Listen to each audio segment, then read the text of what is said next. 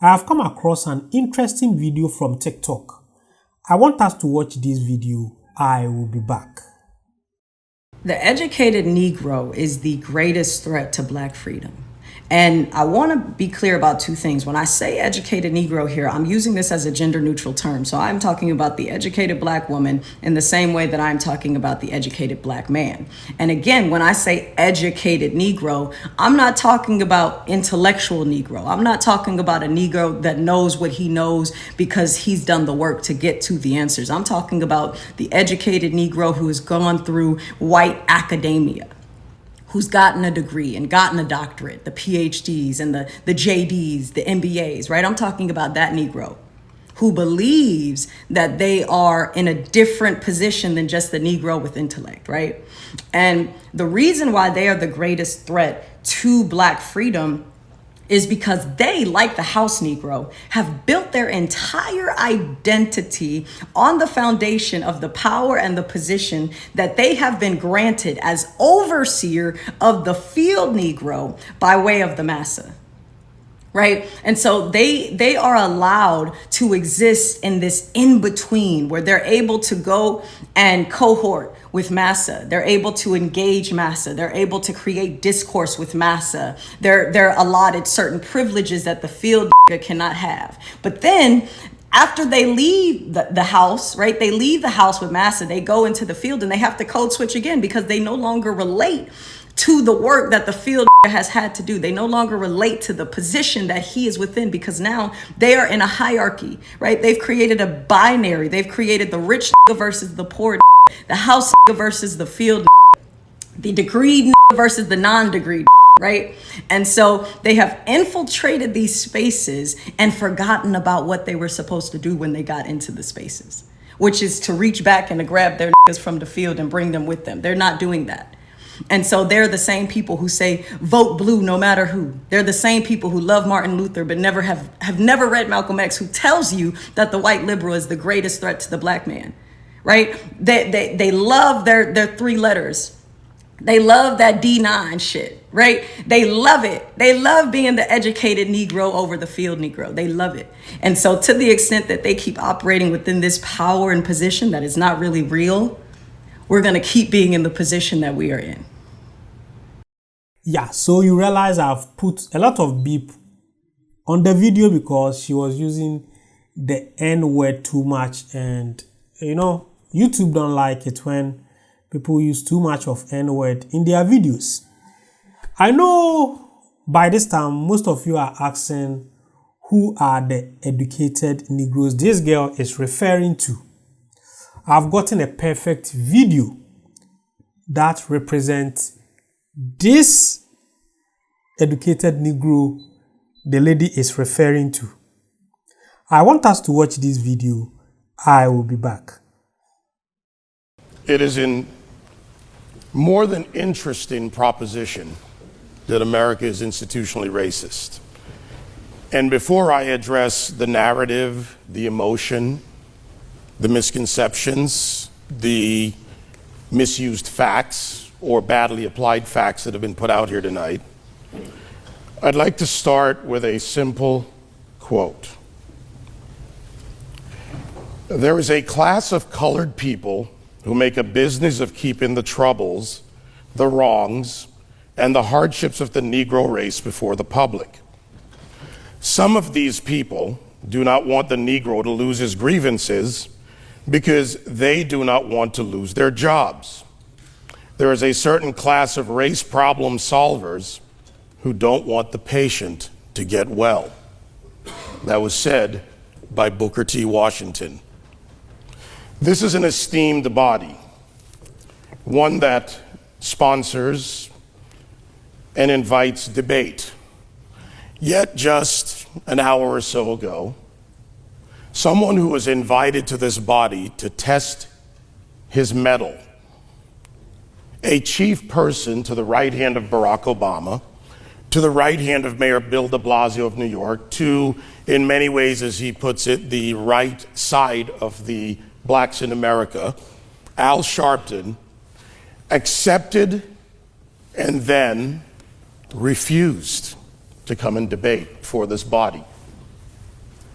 Attorney General Eric Holder, Attorney General of the United States, said that America is a nation of cowards when it comes to race.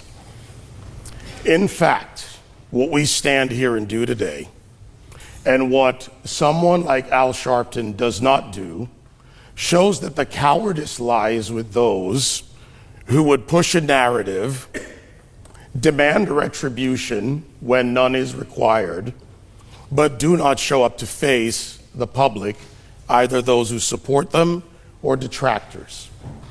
Why is that important to what we do here today? It has been said before, but I will repeat it. The proposition that America is institutionally racist requires that something creates an environment. Two things create an environment for slavery or racism, and they are needed for it to exist. One is a social contract, as in the South during slavery. Two, codified law. Neither of those things exist in American culture today. And in fact, if they did exist as such, then the UK would also be guilty of same. The British Social Attitudes Survey of 2001, 25% of Brits are very or little prejudiced against people of other races. In 2013, 30% of Brits are very little prejudiced or little prejudiced against people of other races. I also reject that because it is a survey. It is a poll.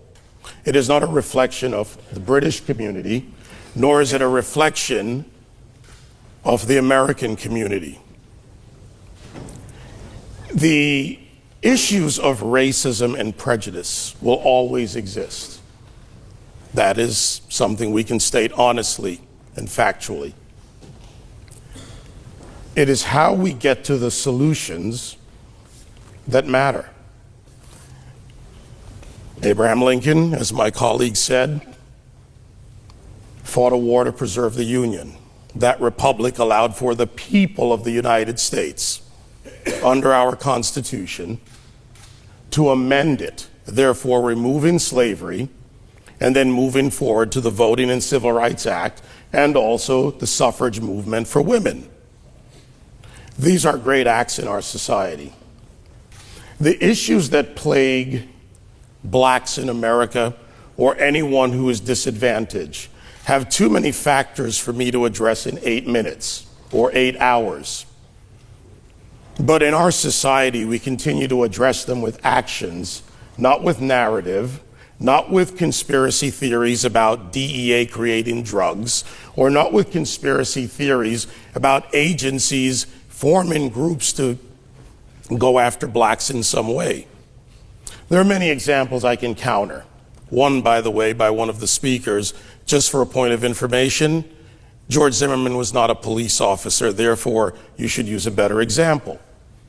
Using wrong examples to present an argument leads us nowhere forward. I understand the emotion and I respect my opposition, but when you go into the areas of making false charges and living in the past, you do not address the issues of the present. In the present, and factually so, and you can do the research regardless, this is not a political issue, it is not a one or the other issue, it is a very complex, nuanced issue. If you find in your heart that America is not advanced as a nation, then you must accept that Britain has not advanced as a nation, that all of the world in the first world is not advanced in any manner. Therefore, you must accept that all is static and societies never change for the better or the worse. To anyone who believes that America is institutionally racist, I'll challenge you to do this. Go into communities and deal with problems by examining the roots of those problems. the foundations. The foundation of many problems starts with the individual, and there are factors. There are factors of education. It is right to say that there are disadvantaged people in America. 13% of the population is black, 17% Hispanic, majority white and mixed other race, Asian at 3%. But when you take a look at the problem, you must address the foundation and the factors. Education, a family structure. In the 1960s, 80+% of blacks were two-parent homes. Today, that is reversed completely the other way. It has a lot of factors, which includes entitlement systems, the growth of liberalism to a point of progressivism beyond any imagined course. Education comes from a strong or blended family unit. That is your best path to success. And when it comes to single parentage of anyone of any ethnicity, a single mother has a higher likelihood significantly of being in poverty, therefore raising a child in poverty. I'm addressing foundation because it is easy to argue, as my colleagues have, the emotion, the misapplication of facts, and the narratives. But if we do not address the foundation of a problem, and we have in America, we will not advance as a society. And to correct a misspeak by my colleague Charlie Wolf, he tried to correct himself in amongst the cheers and the jeers. He meant to say America is not perfect, but working towards a more perfect union. And that is something we can all take as human beings. Look for solutions. Do not fall into false claims. Do not follow charlatans. Do not follow shakedown artists who want to draw you into arguments rather than have true debate on substance. And that is what we're here to do. I thank you for the invitation. I thank you for having me. And I want to leave you with this thought. We talk about skin color. Our skin is an organ. It does not think. It does not formulate ideas. It is merely the genetic result of our parents. Our ability to use our brain and reason in a free society, such as in America, is why we have overturned the blight and the negative aftermath of racism that began with colonial slavery. America is a land of opportunity, as promised in our Declaration of Independence, and preserved legally in our Constitution and the Bill of Rights. We have amended our Constitution and we have evolved as a nation. Our people stand proud to support and defend opportunity and freedom for all. Thank you, President Whedon. Thank you to the members of this body, my colleagues, and my opposition.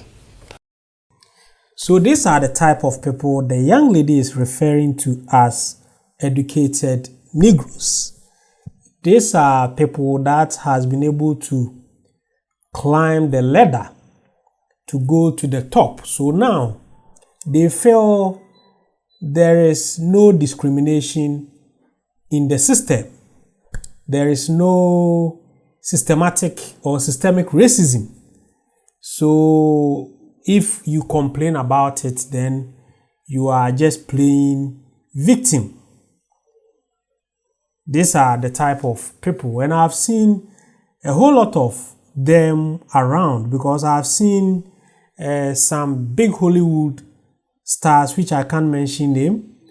In some years ago, they were complaining about how the Hollywood system is not supporting black actors or is not awarding black actors, but exactly they climb the ladder and start receiving Oscars and all these big awards.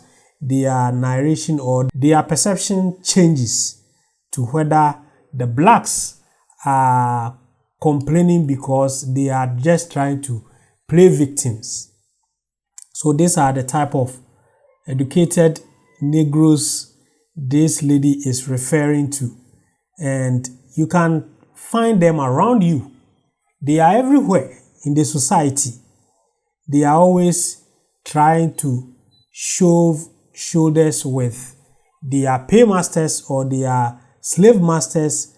So somehow they think the ordinary black person who normally face discrimination, who normally face systemic racism, are just playing victims. Today, I'll throw some question to my audience or to my viewers. Do you think American system has been designed to favor some race than other race? Do you think American system has been designed to favor some race than other races? Please join my Telegram platform by going to my description box. Click on the Telegram link. It will take you to the platform. Join us for us to discuss about the well-being of Africa and Africans in diaspora. If today is your first time coming to this channel, then don't forget to subscribe to this channel and turn on the notification button so that anytime I upload any great content, you will be notified. I'm always your guy, The Grafts Amoako. Thanks for watching.